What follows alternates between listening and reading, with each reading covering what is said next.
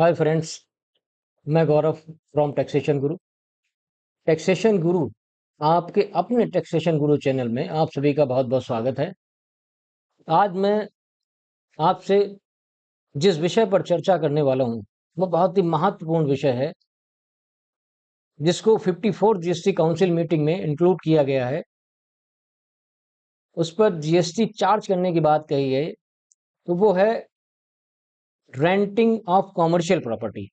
Commercial property पर आपको GST RCM के थ्रू पे करना पड़ेगा।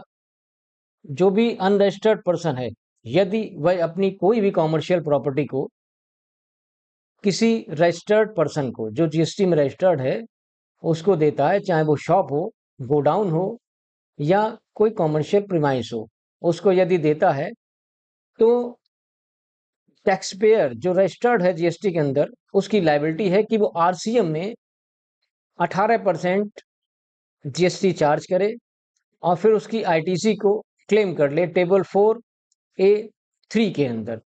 जो inward supplied liable to reverse charges का टेबल है, रिवर्स चार्जेस का जो सेक्शन है, उसमें आईटीसी को क्लेम कर सकता है। लाइबिलिटी को पे करेगा जीएसटीआर 3B के 3.1 ब्रैकेट डी के अंदर, ये टेबल है।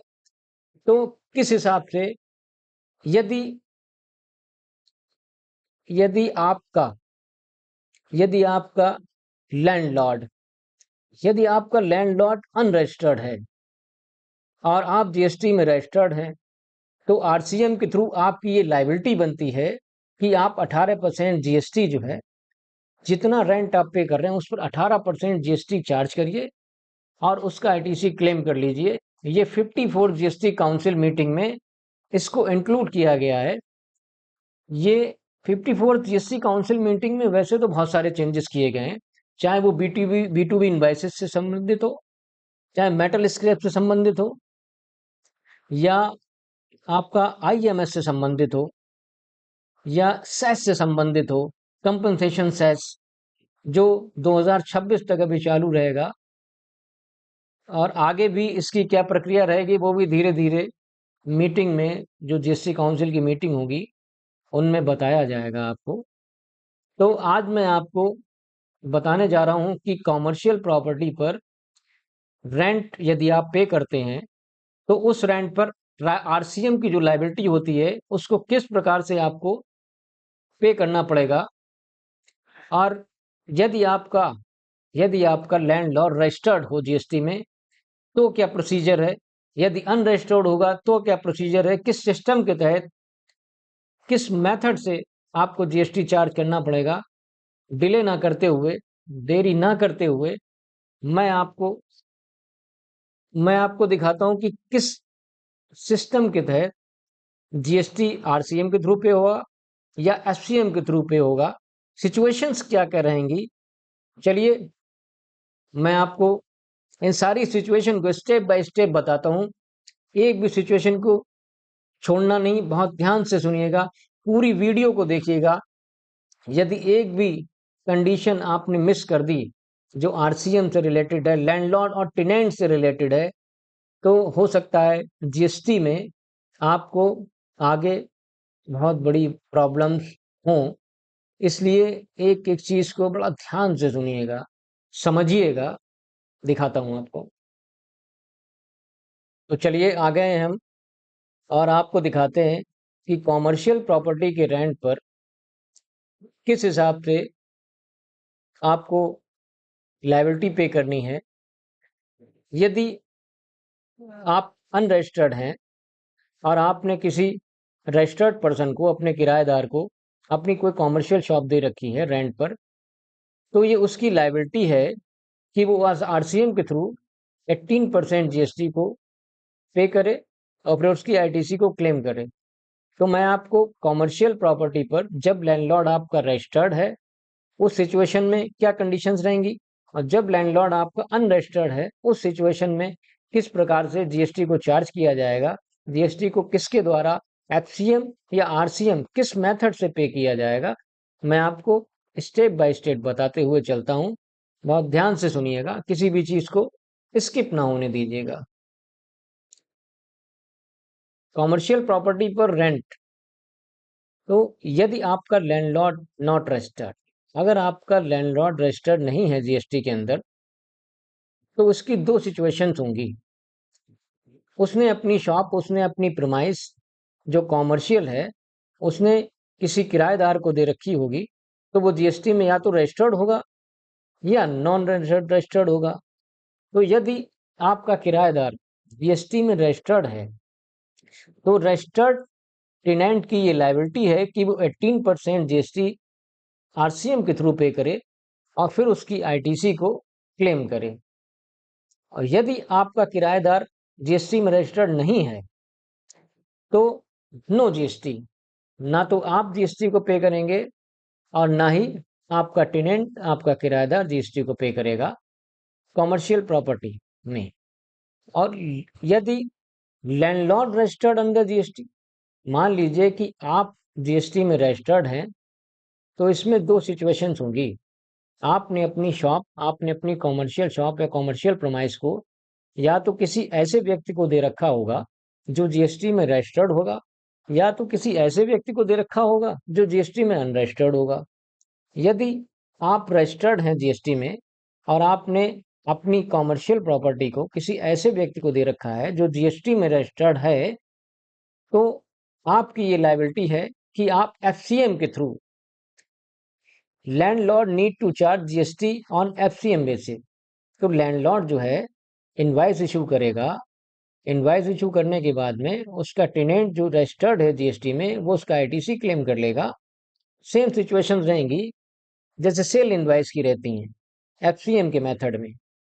और यदि आप रजिस्टर्ड हैं और आपका टेनेंट जीएसटी में रजिस्टर्ड नहीं है, तो भी लैंडलॉर्ड की लायबिलिटी है कि वो एफसीएम के थ्रू जीएसटी को पे करे रेंट पर। तो ये दो सिचुएशंस हैं। लैंडलॉर्ड रजिस्टर्ड नहीं है, तो अगर लैंडलॉर्ड रजिस्टर्ड है तो क्या कंडीशन रहेंगी। यदि लैंडलॉर्ड रजिस्टर्ड नहीं है, तो टेनेंट रजिस्टर्ड है तो टेनेंट पे करेगा आरसीएम के थ्रू। यदि लैंडलॉर्ड रजिस्टर्ड है तो लैंडलॉर्ड पे करेगा एफसीएम के थ्रू। अगर टेनेंट उसका रजिस्टर्ड है तो एफसीएम के थ्रू पे करेगा, और टेनेंट अनरजिस्टर्ड है तो भी एफसीएम के थ्रू पे करेगा यदि लैंडलॉर्ड रजिस्टर्ड है। यही सेम सिचुएशन जो है रेजिडेंशियल प्रॉपर्टी पर भी लागू होती है। रेजिडेंशियल प्रॉपर्टी पर जीएसटी जो जिसको 2022 में ही सर्कुलर जारी करने के बाद इसको लागू कर दिया गया था। रेजिडेंशियल प्रॉपर्टी पर 18% जीएसटी लगाने का सिस्टम। रेजिडेंशियल प्रॉपर्टी यदि किसी व्यक्ति की है, किसी व्यक्ति, मान लीजिए आप लैंडलॉर्ड हैं, आपने अपनी किसी रेजिडेंशियल प्रॉपर्टी को किसी ऐसे व्यक्ति को दे रखा है जो सिर्फ रेजिडेंशियल पर्पज से उसे यूज करता है, तो उसकी क्या कंडीशन रहेगी। और यदि आपने ऐसे व्यक्ति को दे रखा है रेजिडेंशियल प्रॉपर्टी को जो कॉमर्शियल पर्पज से यूज करता है, तो क्या कंडीशन रहेगी। तो उस कंडीशन में किसको जीएसटी पे करना पड़ेगा, आइए मैं आपको बता देता हूँ। रेजिडेंशियल प्रॉपर्टी में यदि लैंडलॉर्ड, मान लीजिए आपने अपनी किसी रेजिडेंशियल प्रॉपर्टी को किसी ऐसे व्यक्ति को दिया है जो सिर्फ रेजिडेंशियल पर्पज से उस प्रॉपर्टी को यूज कर रहा है, और आप जीएसटी में रजिस्टर्ड नहीं हैं, तो एग्जेम्प्ट अंडर जीएसटी। तो ना तो आपको जीएसटी पे करना है और ना ही जो रेजिडेंशियल पर्पज से यूज कर रहा है व्यक्ति, जो आपका टेनेंट है, ना तो उसको जीएसटी पे करना है। तो इसमें किसी की लायबिलिटी नहीं है रेजिडेंशियल प्रॉपर्टी के केस में। और यही रेजिडेंशियल प्रॉपर्टी आप कॉमर्शियल पर्पस के लिए देते हैं। मान लीजिए किसी व्यक्ति को आपने कॉमर्शियल पर्पस के लिए दे दी, तो उसकी दो सिचुएशंस होंगी। एक सिचुएशन होगी कि जिस व्यक्ति को आपने कॉमर्शियल यूज के लिए दी है, या तो वो जीएसटी में रजिस्टर्ड होगा या जीएसटी में रजिस्टर्ड नहीं होगा। यदि आपने कोई रेजिडेंशियल प्रॉपर्टी को किसी ऐसे व्यक्ति को दिया है जो कॉमर्शियल पर्पज से यूज करता है, और वो व्यक्ति जीएसटी में रजिस्टर्ड है तो वो व्यक्ति, आपका किराएदार, आरसीएम के थ्रू जीएसटी को पे करेगा और फिर उसकी आईटीसी को उसी मेथड से क्लेम करेगा टेबल 4A3 के अंदर। और यदि आपने अपने किराएदार को कॉमर्शियल पर्पस के लिए जो यूज करता है वो अनरजिस्टर्ड है, वो जीएसटी में रजिस्टर्ड नहीं है, तो नो जीएसटी। ना तो लायबिलिटी आपकी है क्योंकि आप तो अनरजिस्टर्ड है, और ना ही लायबिलिटी आपके टेनेंट, आपके किराएदार की है कि वो जीएसटी को पे करे, क्योंकि वो भी जीएसटी में रजिस्टर्ड नहीं है। लैंडलॉर्ड रजिस्टर्ड अंडर जीएसटी, यदि आप जीएसटी में रजिस्टर्ड हैं और आपने अपनी रेजिडेंशियल प्रॉपर्टी को किसी व्यक्ति को दे रखा है, वो व्यक्ति यदि उस प्रॉपर्टी को रेजिडेंशियल पर्पज से यूज करता है तो जीएसटी में आपकी लायबिलिटी नहीं है, भले आप जीएसटी में रजिस्टर्ड पर्सन हो, आपकी लायबिलिटी नहीं है, जीएसटी एग्जम्प्ट है।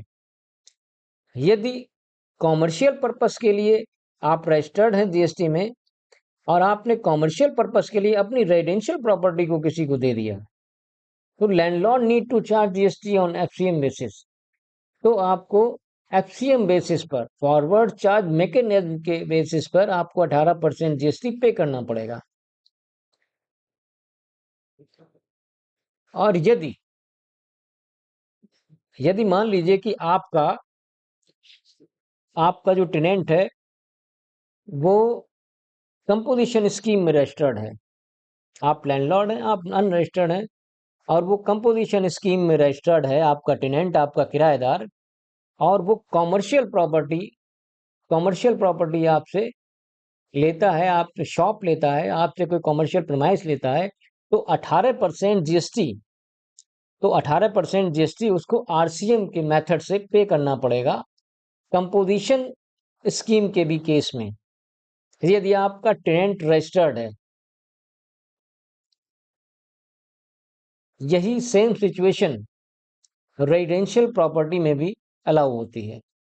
रेजिडेंशियल प्रॉपर्टी में भी यदि आप अनरजिस्टर्ड हैं और आपने किसी व्यक्ति को दे रखी, वो जीएसटी में रजिस्टर्ड है, भले ही वो रेगुलर स्कीम में हो या कंपोजिशन में हो, तो उसको आरसीएम में जीएसटी पे करना पड़ेगा।